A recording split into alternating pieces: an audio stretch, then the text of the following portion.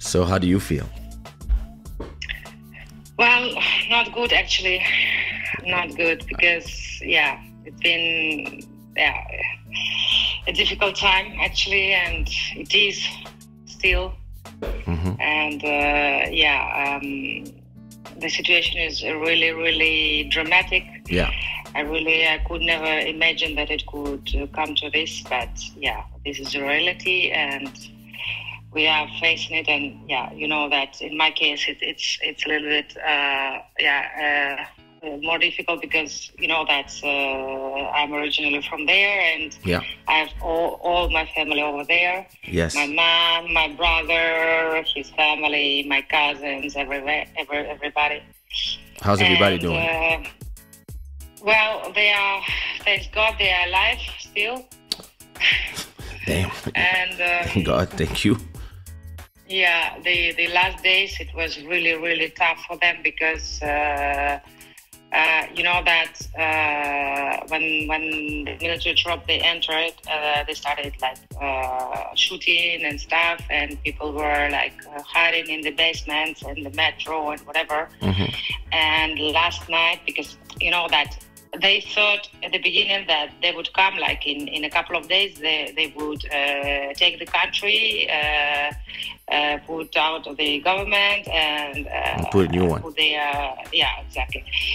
And people resist, and Ukrainian people they were like, well, at the beginning they were like frightened, but then they got like so tough, so angry. They said, listen, you are not coming to our country. We will do everything in order to defend ourselves. You know that. Yeah. So that now what I see is that everybody does all what one can in order to protect. You know, even I see that the normal civil people, they who are not military people, you know, they go there, they apply to enter in the military troops, even women, and well, this is crazy.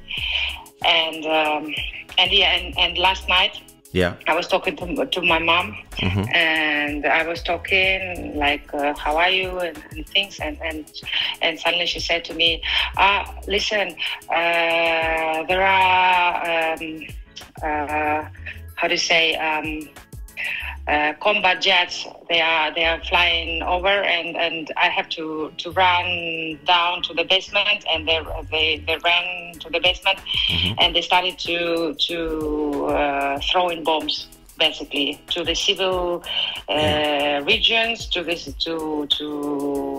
normal buildings. I mean, not to military strategical places, you know, but just for buildings, you know.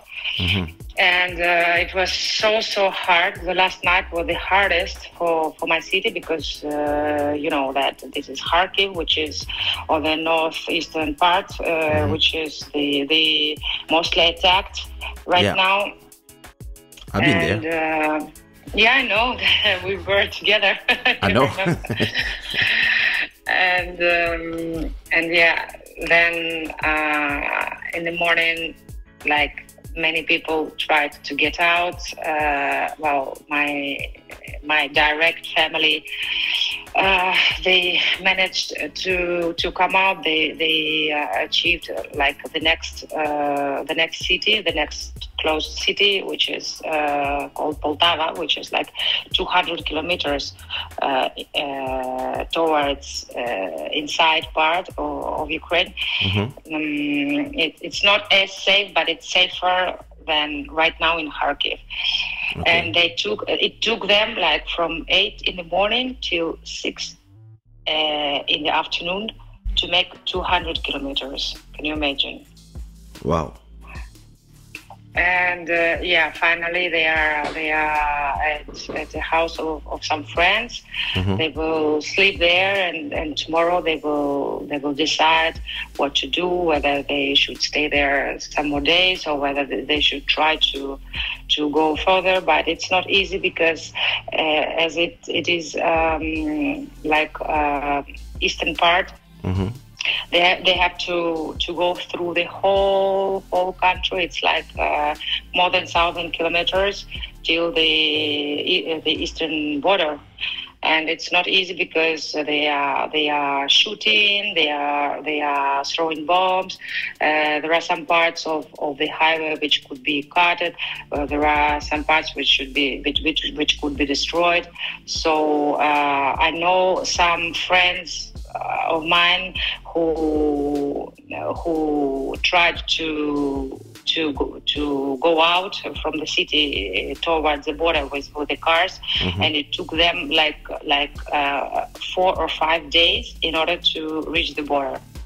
But even if you reach the border, well, first, for example, only women can go out with kids, because all men they from 18 till 60 they cannot go out. So, for example, my brother, he cannot go out even if they reach the border, you know. So only my mom, his wife, and the girls they could get out. So and yeah, sometimes the connection is cut, sometimes it is good, and me, I'm just on phone like every 3 hours to ask if everything is good, if they're alive.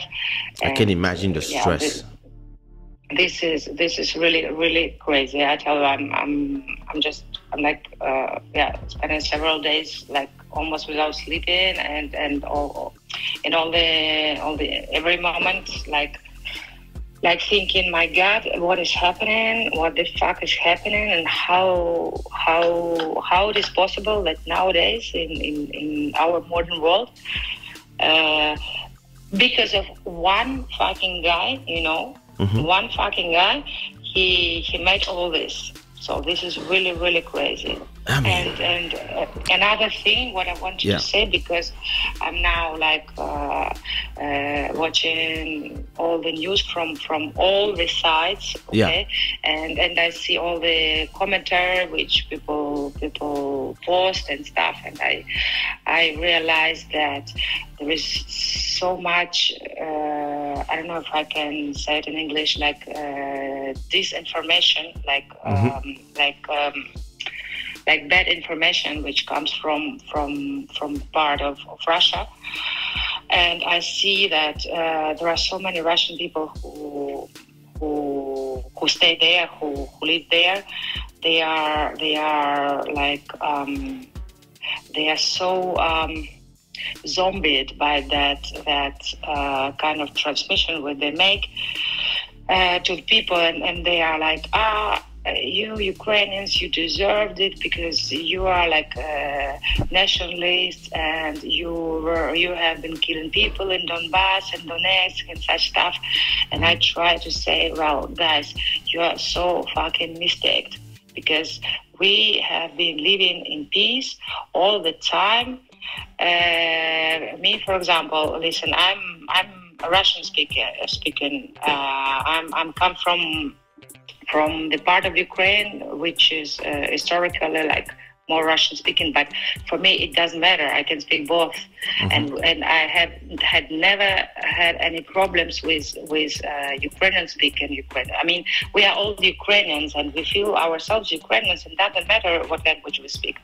It is like whatever. It's like, for example, you are in Netherlands and you speak like French, Netherlands, whatever, English and stuff. You know, flamenco, and for us it was the same. I mean, thank you, Master. We had never ever any problems because of any kind of nationalism or whatever. And then Russia comes and says, no, guys, you are not okay. It's like you know, like imagine that I come to the house of my neighbor, and I say to my neighbor, you know, your husband is a bad guy, so let's kill him, and we will put you another guy. So this is basically the same. I mean, even if there could be any kind of problem or whatever inside of the country, but it was not extreme, it was never bad, we were in peace, and suddenly someone comes from outside and wants to put their rules or their truth to the country, which is okay. You know, it's like excuse me, like why don't you focus yourself in do good for your own country, because there are so many problems in your country, so why don't you focus yourself to get it better? Why do you have to come into another country and impose them your way of seeing how things should be? So in any case, this is not good. And now I see this commenter from Russians like, come on, you don't have the right information because Ukrainian nationalists, they took the power and they imposed it to your people, so we come to help you. Help us? Excuse me?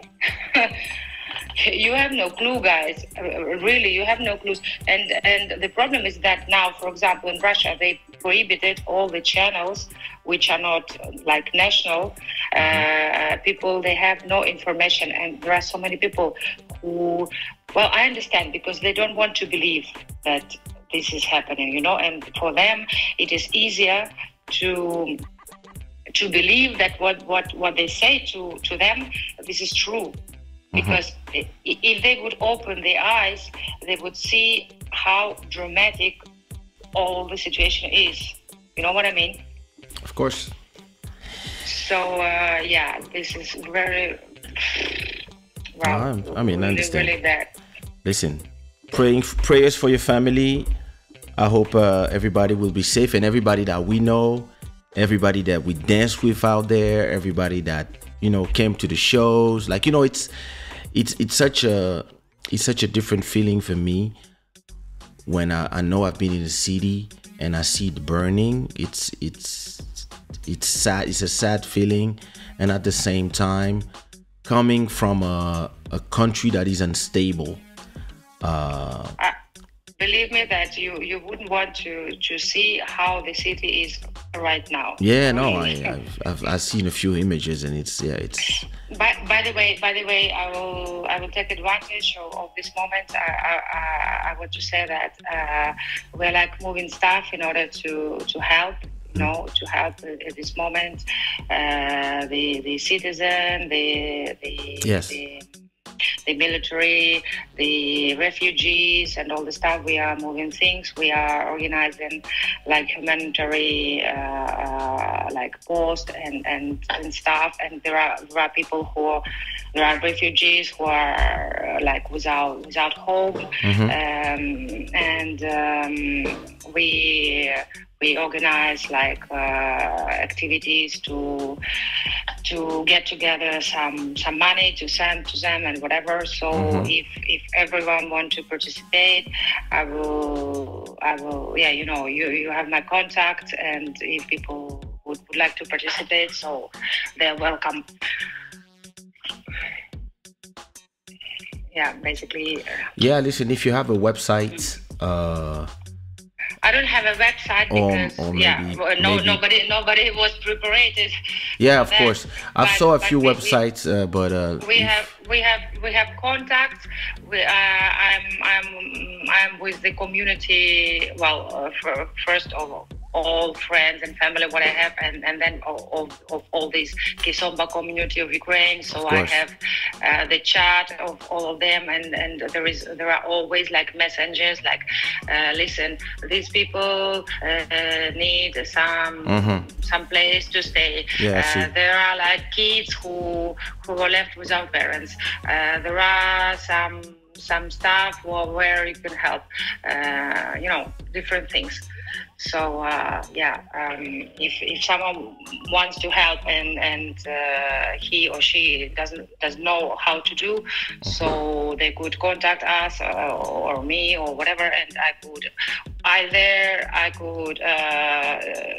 do it myself, or I can put them in contact with organizations or people of trust who can like indicate where and how they could help, Just put your Instagram, your @Instagram on the chat, so those who want to contact to help, I will. Will be able to contact you. And if anybody sends you a message trying to do something else than helping you, like going to eat sushi with you, tell them I will kill them. I'm not sharing. Yeah. And thank you very much. Thank you. My pleasure. It's normal. For your support, really. We need it right now. Listen, this is crazy.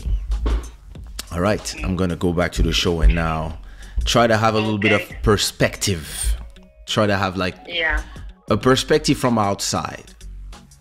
So I'll talk to you afterward. Like, I'll call you tomorrow morning anyway. But I mean, if you want to watch the show and be there, sure. You're always welcome. But listen, everybody that I know that you talk to, tell them that I'm sending my regards and I'm telling them, courage. Yeah, sure. I will. Yeah, I will. All right. Kisses. Kisses for you. Thank you very much. Big hug. Ciao, hugs. Big hug.